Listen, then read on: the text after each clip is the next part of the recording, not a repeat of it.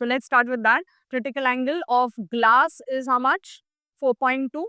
So if I'm giving you a prism, which is an obtuse angle prism or acute angle prism, but right now I've used a right angle triangle. Okay, for right angle triangle, this is assumed to be as 45 degrees and 45 degrees, and a ray is passed like this. I just call a ray called as A and B. To make it on a difficulty level, I'll also have a object AB instead of one ray. Okay, so an application question now. First of all, if I'm having this ray on the normal, what angle is it? What angle of incidence will I say? Angle of incidence is 0. It is on the normal. What is one property of an angle of incidence? If it is 0, the refraction will also be 0. So that means it goes undeviated. Okay. The moment it goes undeviated, we first complete it with a normal, completing all the angles. So this is 90, 45. We call this as 45.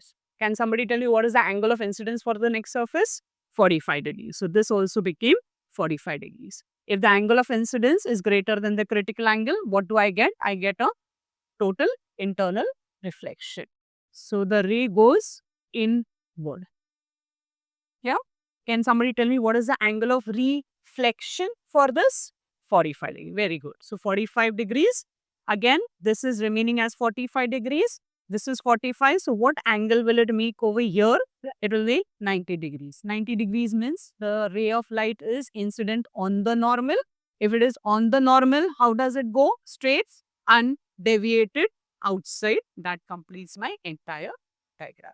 But if you see, one twist which I made in the diagram is by giving you an object AB. Now, when the object is AB, I will complete the second line in the same manner. So, I have this 90 degrees. I have this angle of incidence 45. I again have reflection as 45 and on outside again. Now, because there was an object AB over here, I take this A. So, I know the image is formed A dash B dash. That completes my diagram. It's not OTA. I just took this A, completed, I reach. Again, that part is, that's how you get perfect. Common mistakes where children do. So that is why first take the A part, complete it and complete the remaining. Because if you do this mistake, it is entirely wrong. It messages are wrong. Clear with it? Okay. Let's do one more in spite of that. This time we'll take another triangle which is 90, 45 and 45. But this time the ray is coming from this side. So how do I complete it now?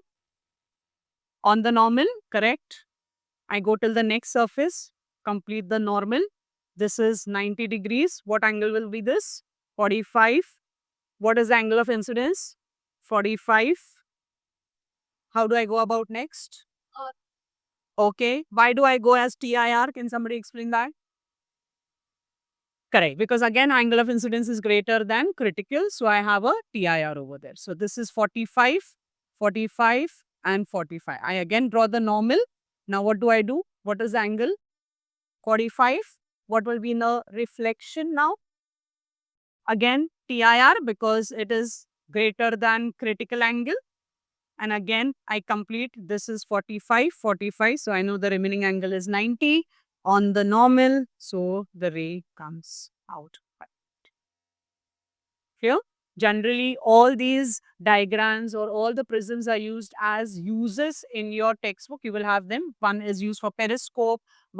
All these are used for multiple purposes where you have the shapes and size for it. Clear with that? Okay.